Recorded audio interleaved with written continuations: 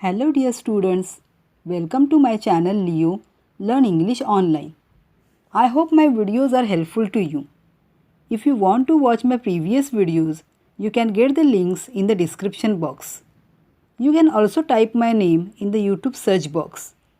Please like, share and subscribe my channel and click on the bell icon to get the notification of my new videos.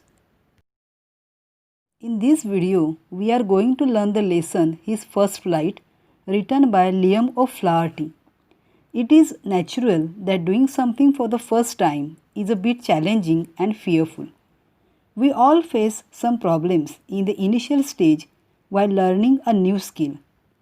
Due to fear of failure, we hesitate to perform a task or to do something new. In this story, a young seagull was facing the same problem while learning to fly for the first time.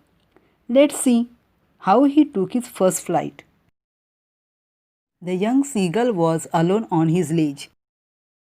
His two brothers and his sister had already flown away the day before. He had been afraid to fly with them. Somehow, when he had taken a little run forward to the brink of the ledge and attempted to flap his wings, he became afraid. The great expanse of the sea stretched down beneath, and it was such a long way down, miles down. He felt certain that his wings would never support him, so he bent his head and ran away back to the little hole under the ledge where he slept at night. Even when each of his brothers and his little sister, whose wings were far shorter than his own, ran to the brink, flapped their wings, and flew away. He failed to muster up courage to take that plunge which appeared to him so desperate. His father and mother had come around, calling to him shrilly, upbraiding him, threatening to let him starve on his ledge unless he flew away. But for the life of him he could not move. That was 24 hours ago. Since then nobody had come near him. The day before, all day long, he had watched his parents flying about with his brothers and sister, perfecting them in the art of flight, teaching them how to skim the waves and how to dive for fish. He had in fact seen his older brother catch his first herring and devour it standing on a rock, while his parents circled around raising a proud cackle. And all the morning the whole family had walked about on the big plateau midway down the opposite cliff, taunting him for his cowardice. The sun was now ascending the sky, blazing on his ledge that faced south.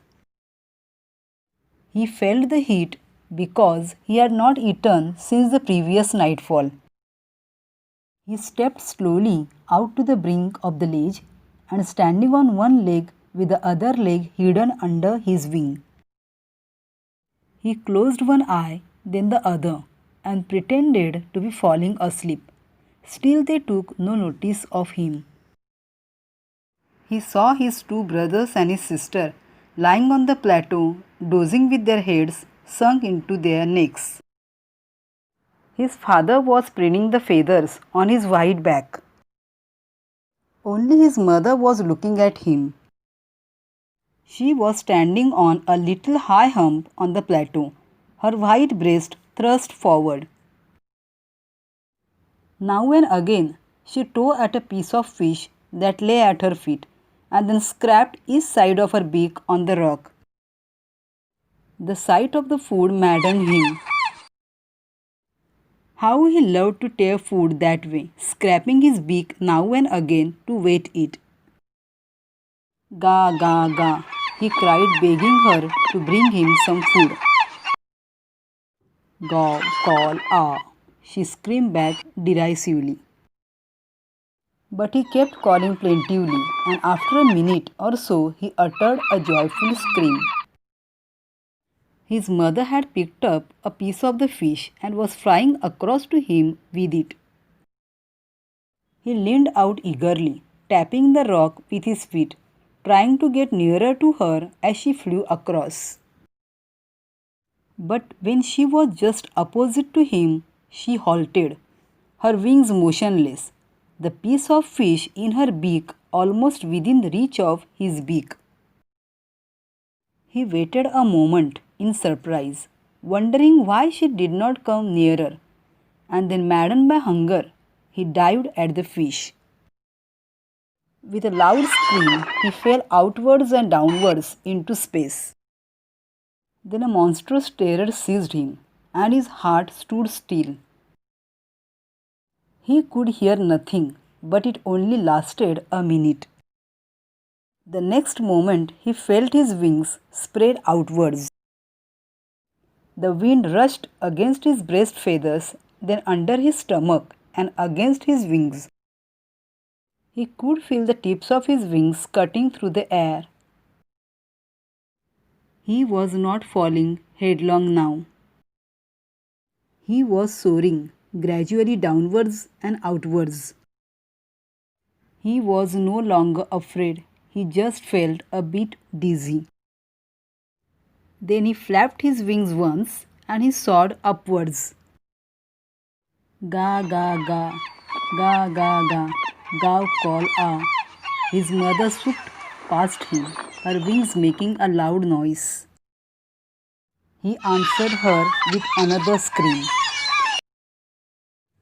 Then his father flew over him screaming. He saw his two brothers and his sister flying around him, curveting and banking, and soaring and diving. Then he completely forgot that he had not always been able to fly, and commended himself to dive and soar and curve, shrinking shrilly. He was near the sea now, flying straight over it, facing straight out over the ocean. He saw a vast green sea beneath him with little ridges moving over it, and he turned his beak sideways and cawed amusedly.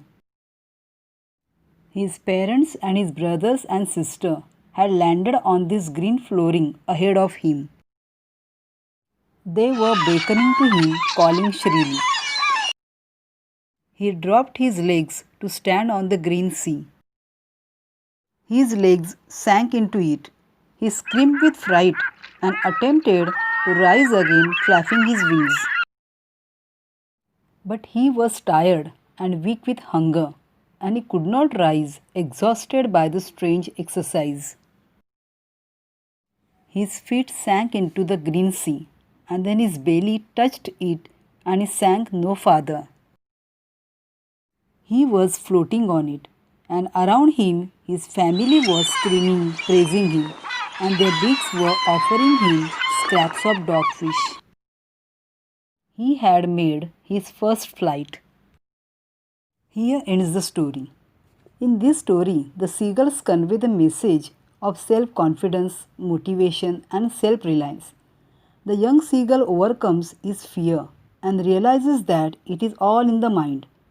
So we should also face the fears bravely and never give up. We should trust our abilities. If you like this video, then please share it with others and subscribe my channel Leo Learn English Online. For any suggestion, write in the comment box. Thank you.